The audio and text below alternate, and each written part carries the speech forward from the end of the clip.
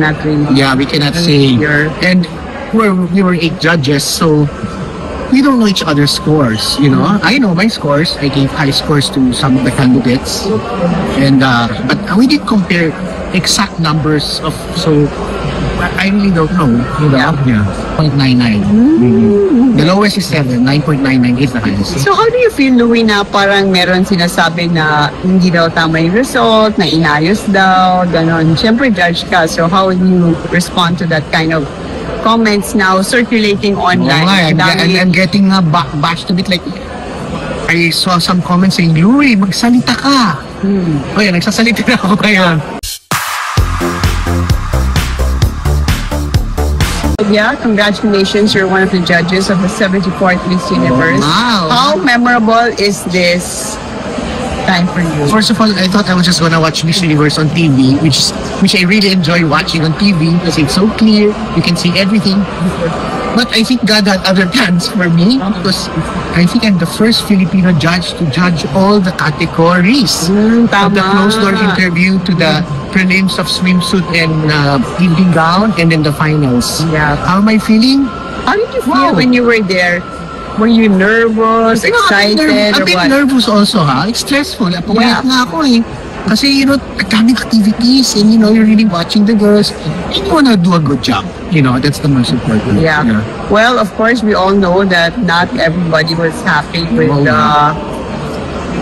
with the results. So, but I know that you guys have a non-disclosure. You cannot really. Yeah, we cannot say. And we were 8 judges, so we don't know each other's scores, you know. I know my scores. I gave high scores to some of the candidates.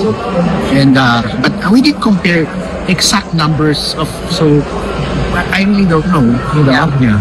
Well, Natalie came out with a statement and said na parang during her time, meron yung auditors, diba? Usually in all your years of watching Ernest and Young during ganon rin, diba?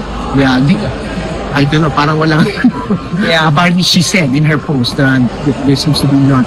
Usually there's a, like, you know, an accounting firm that tabulates the scoring and then it says. So all of you were just putting in your own scores? Yeah, our own scores. In the tab, we have a account.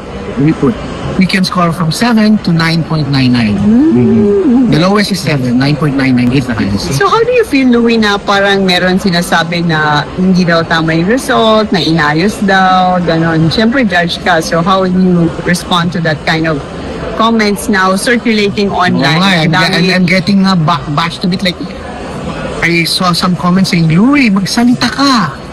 O yan, nagsasalita na ako ngayon. So, but I really cannot answer that because I'm only one of the 8. You know? Yeah, I'm only one of the 8.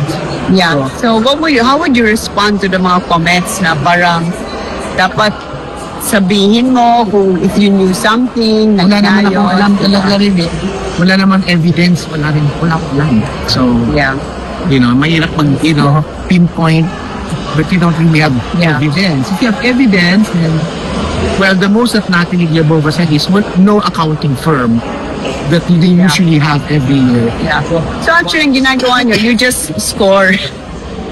Ang ginagawa nyo, you just score, let's say, from the top 30, then you score, so, and then you don't really know who comes out as the top 12, we right? don't know. Because you only see your own score. Yeah, correct. Like example. Or do you actually see a summarized, like no, you know, like a total? No, you mean to say an average? Yeah. No average. No, I mean, like, after all of you score, nakikita niyo ba sino yung lumalabas agad na top 12? No, we don't. Like, only our own scores. So when they announce the girls who come in, maybe with the 30 or the 12, I like, I didn't vote for her, but maybe she was voted by the other judge. Yeah. There. That's what happened. So what is your message sa mga, syempre, mga Filipinos na dismayado talaga? Because they really, I mean, Atisa really did. Yeah, Atisa did well. Amazing, right? Yeah, you know, I'm kind of lost on know what to say because I just scored my own score. Yeah. But like what I said earlier, there were 7 other judges. So, hindi ko rin alam kung anong mga scores ang binigay nila sa iba-ibang candidates, you know? So, but yeah, in general, I'm saying all this that they're not happy with themselves, but she's Miss Universe and we have to respect. Yeah. What can you say about Atisa? Yeah, she did so well. I gave her very high scores. because she's blooming and she was really standing out. Yeah. She did very well. I'm proud of her. Very proud of her.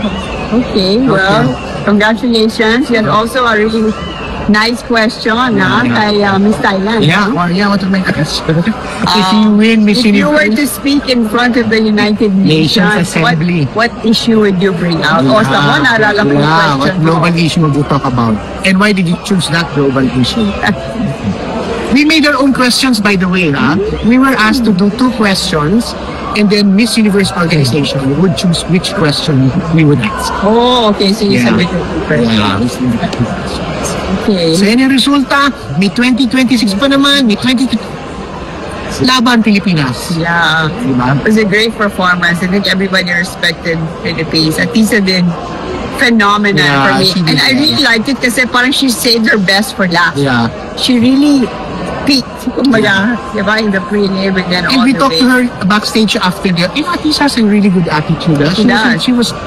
She wasn't picon or anything. She said, as long as I know that I did my best, it's good. Well, she You know? did say that, and I must say na parang, kumbaga, when you know you've given it your 1,000% Yeah. at wala ka ng ibang magagawa, like what she said is true.